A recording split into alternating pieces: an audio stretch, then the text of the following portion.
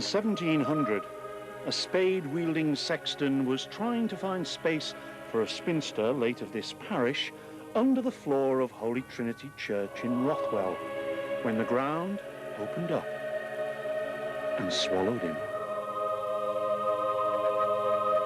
He crashed and crunched down onto a chamber full of skulls and thigh bones, rediscovering the mortal remains of 1,500 former parishioners in the church's medieval ossuary, the charnel house.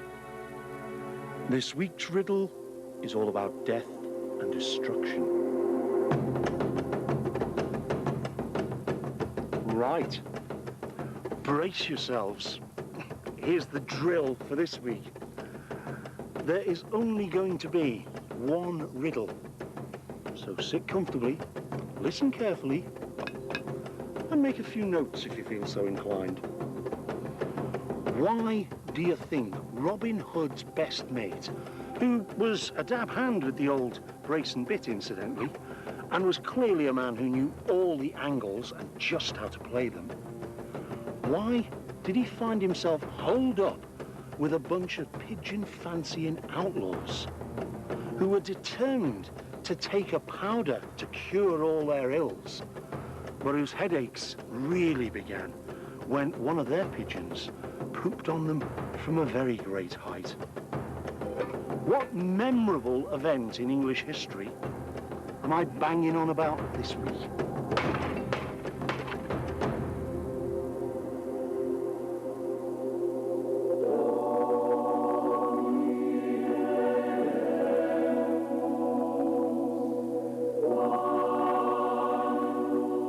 In the days before municipal cemeteries and space-saving cremations, everyone but everyone ended up topsides, actually that way because we're below the ground, in their parish churchyard. Well, as you can imagine, it didn't take long before everyone was snuggled in and packed in so tight that it was marginally more crowded than Paddy's Market. And when that happened, cue the gravediggers. The gravediggers would move in and give the graveyard a major makeover. They would very gently and respectfully, I don't think, relocate the dear dead departed down here into the ossuary.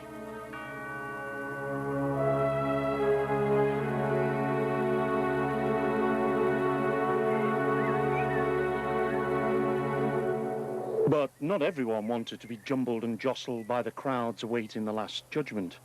The wealthy made other arrangements. At Rushton, in the green and pleasant heart of Northamptonshire, Sir Thomas Tresham's waiting.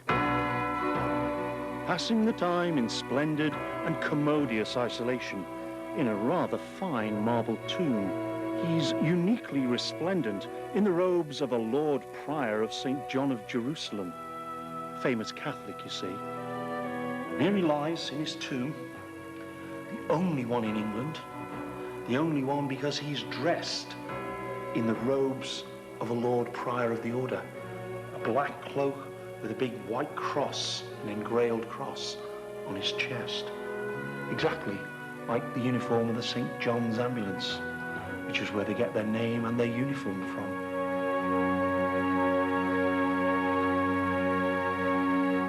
But of course, the one I'm really interested in is this gentleman's grandson, another Sir Thomas. They were all called John, Thomas, or Willie. Look, if I can keep a straight face at this point, I'll thank you not to snigger at home. The one I'm interested in is Sir Thomas the builder of bewildering but beautiful Elizabethan buildings. Back up the road at Rothwell is one of his first attempts. This is the market house. You can spot it's one of Sir Tom's fripperies by the family symbol carved everywhere, the trefoil, 3 leaves. But he never quite finished it. Another builder with cash flow problems? No. What nearly bankrupted Sir Thomas were his beliefs. Roman Catholics were a potential threat to the security of Elizabethan and Protestant England, and that made them marked men. If you won't do as you're told, we'll cripple you financially. They had a sliding scale of fines. They had terms of imprisonment. And with these, they were going to bring the recusants, as they were known, to heel. In a 10, 11-year period, Sir Thomas had to cough up £8,000 to the government and spent most of that time banged up in the jail at Ely. He may well have been a very naughty boy as far as the government were concerned, but you have to admit he did bake exceedingly good buildings. Confectioner's delights, in fact. Triangular Lodge is nothing less than a sermon in stone, a hymn in praise of the Holy Trinity. Its design's based solely and mind-bogglingly on the use of the mystical and magical number 3. But what was it for? People will tell you that this is the Warrener's Lodge, the home of the man who kept Sir Thomas's rabbit warrens. Well, I know Sir Thomas was a bit on the eccentric side, but even he wasn't so far gone that he'd build a place as beautiful as this to house one of his estate workers. Surely not. I've had this theory, and I think I know what it might have been used for.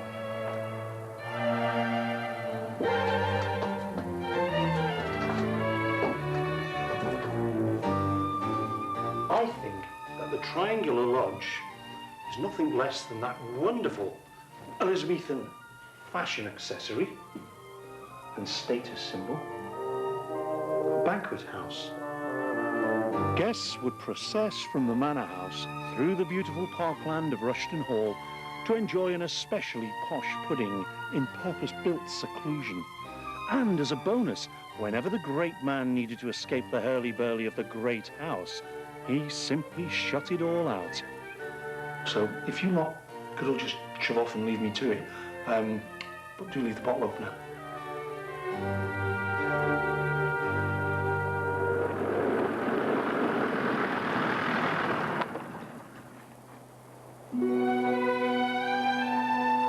In the late 1590s, Tresham was still building.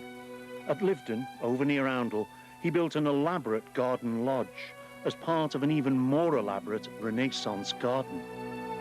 It was even more important than it was for any other Elizabethan gentleman that he should make an impression on his friends and his family and his political allies. Well, the accepted way of doing that back then was to entertain these people in a lavish fashion. One of the ways of doing that was in the great fashion statements of the age, the Elizabethan garden. Sir Thomas was no different on that one. This is a serpentine perspective mound.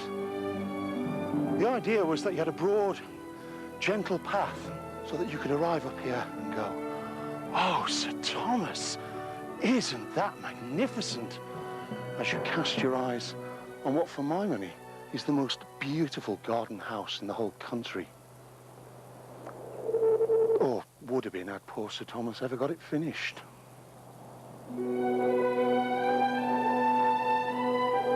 He'd been in and out of jail at Ely, and from his cell he'd written endless letters of instruction to his gardener, George. Sir Thomas's passion for gardening was like his passion for Catholicism. Neither ever wavered.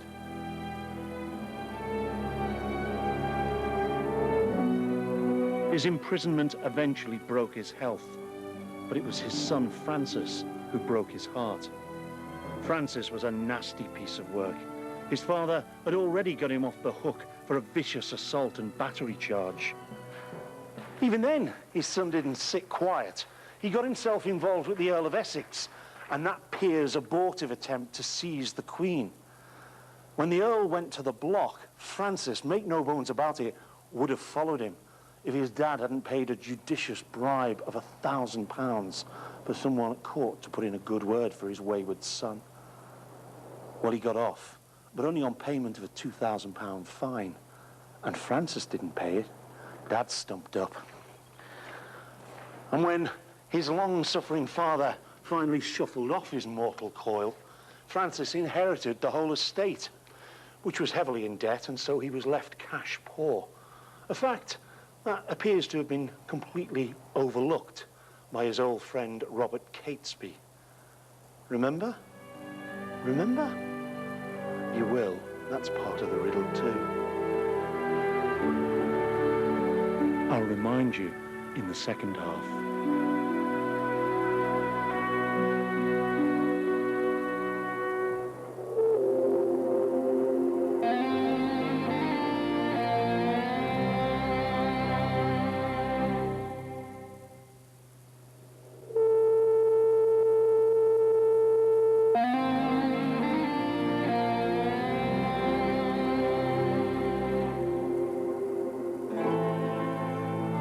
In Elizabethan times, Sawston Hall near Cambridge was the home of a leading recusant family, Catholics who point blank refused to join the new Protestant church. And that's where we'll find Robin Hood's mate. Little John was an alias of Mr. Nicholas Owen. Owen was a tiny, crippled man, a master carpenter, a master mason, and a fervent Catholic who made the finest priest holes there were, hiding places critical to the safety of every priest working secretly in England.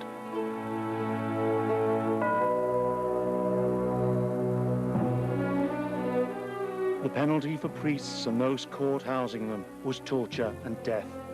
The government were absolutely determined that no priest would lure the Queen's subjects away from the state religion, the Protestant faith.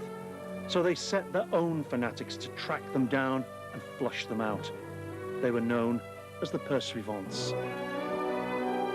By the time Owen came on the scene, the Pursuivants had had 20 years of playing this deadly game of cat and mouse.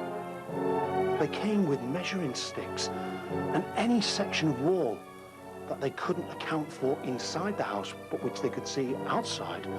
Well, they investigated. They got the masons in with their hammers and their crowbars, and they dug the place apart to find where the hides were.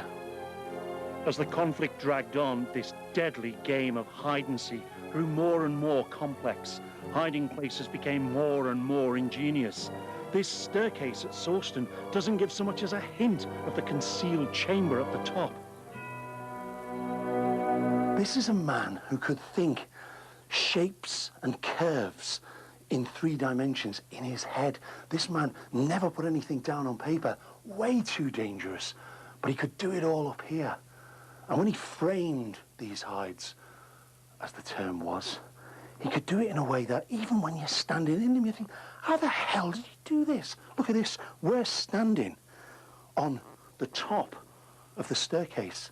I know that because it's a single board thick, and if you look down, you can see daylight onto the staircase below, except if you know what to do. When you pull these boards up, you find they're joined together.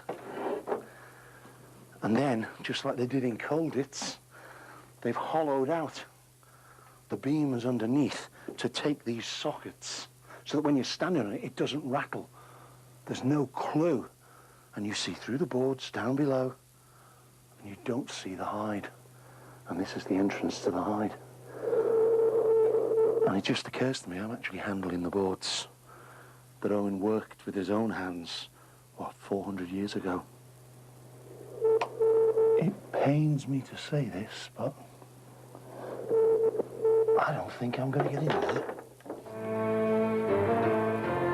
It's astonishing to think that people could, in a worst-case scenario, spend 6 or 7 days in a place like this. And in this tiny space, Owen contrived to provide light and ventilation from a shaft that looked for all the world as if it was part of the timber framing if you looked at it from outside. They're in here in pitch darkness. They're hearing people banging on the walls. They're hearing people coming up the stairs looking for them. And they know what's going to happen if they're caught. They've got the terror of that hanging over them.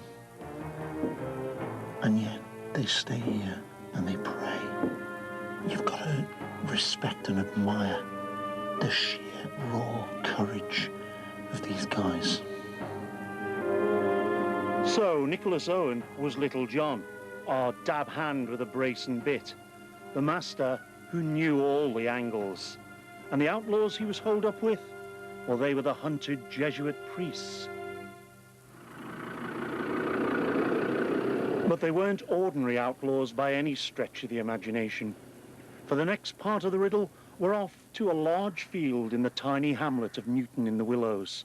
And in this field is one of the country's lesser-known wonders, a 17th century dovecot, the largest in Britain. And on the stone slab below the eaves, you'll find it was built by yet another Tresham. Now, some of you may have noticed the presence of our feathered friends up here, and that may have led you to remember that originally I'd said that they were pigeon-fancying outlaws. Well, that's a little trickier. Elizabethan gentlemen prided themselves on having a very practical and very profitable status symbol sitting somewhere on their estate, their dovecot. And I suspect that Jesuit priests, although they were Catholics, were every bit as partial to a piece of pigeon pie as their Protestant protagonists, the pursuivants. And unless I'm even more mistaken, that's probably a new world record for the alliterative use of the letter P in a piece to camera. So I'm going off to celebrate.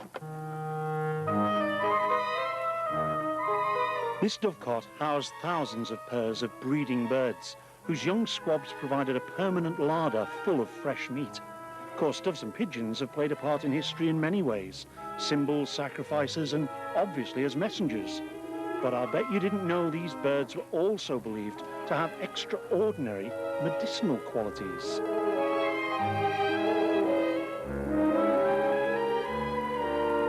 In Elizabethan times, pigeons were enormously useful and beneficial for all sorts of things. They were a very prominent ingredient in alternative medicine. And by that, I mean that it was medicine which sadly in those days there was no alternative for. You were stuck with it. And in case any of you are wondering why I'm wearing a pigeon on my head, well, it was obvious. Doesn't everyone know that pigeon mixed with watercress and placed as a salve or poultice on a bald man's head will encourage a prolific and profuse growth of hair?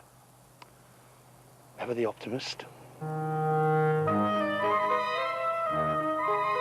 I don't want to bang on with clues, but did you know pigeons nearly caused the death of James I?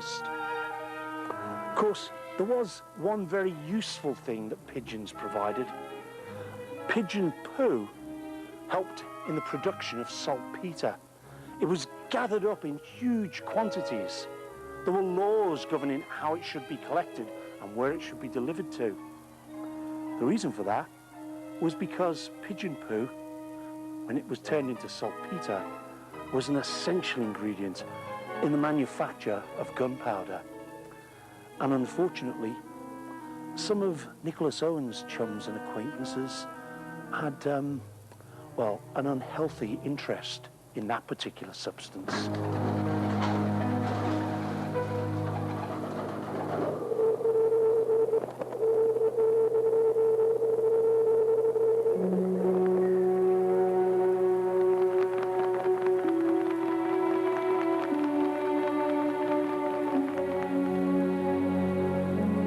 You see, friend Francis Tresham was roped into the gunpowder plot by his cousin Catesby. Remember the powder treason? 36 barrels of black powder to blow the king and his parliament to perdition.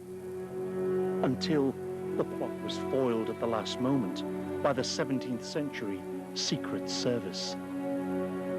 Most people think Guy Fawkes only got caught because a bunch of beefeaters decided to go blundering around in the cellars of the Houses of Parliament. Not true. He was caught because they knew he was there. One of the plotters had turned stool pigeon. A servant of Lord Monteagle's was out in the street. I mean, I don't know, perhaps he slipped out for a pint of sack and some pork scratchings when he was approached by a mysterious stranger. A letter for my Lord Monteagle. Yes, of course, I'll see he gets it straight away. I'm being a good little servant. That's just what he did. The letter was addressed to Francis's brother-in-law, Lord Monteagle. It was a warning. Don't go near the opening of Parliament if you value your life. Oh, and please don't divulge the contents of this letter to anybody else. Sensible soul, he shot straight round to the Privy Council with it, dropping the gunpowder plotters in the pigeon guano. But who'd written the letter? Well, some thought Monteagle had got wind of the plot, and he'd written it to put himself beyond suspicion and suck up to the king. The conspirators, though, they thought that nice Francis Tresham had grassed them up. But you know who I think wrote the letter?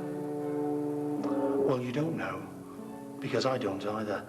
The whole business of the authorship of this document has vexed historians for centuries. We're no nearer knowing now than we were then. Frustrating, isn't it? Whoever it was, they blew the plot to smithereens. Plotters and priests were rounded up and taken to the Tower to endure excruciating torture, followed by barbaric execution. But not Francis. He was lucky. He died, mysteriously, in the Tower on the 23rd of November. And his somewhat sudden and unexpected departure led to some very interesting theories about who or what he was. But they will tell you that he was actually killed by his friends in the Tower to spare him the indignity of death on the scaffold. Very unlikely. They will also tell you that he was a double agent who the government was so pleased with that they retired him, gave him an alias, and allowed him to escape to Spain. Well, he wouldn't be the first criminal that the Secret Services have paid off to go and live on the Costa Brava, but highly improbable. They will also tell you that he died of natural causes. I don't think so, because I think that Tresham was a double agent, but that he'd become a loose cannon, the worst sort of double agent, one who's not quite sure where his loyalty lies. And that sort of operative wasn't tolerated any more then than he would be now. The difference was, back then, they simply snuffed them out.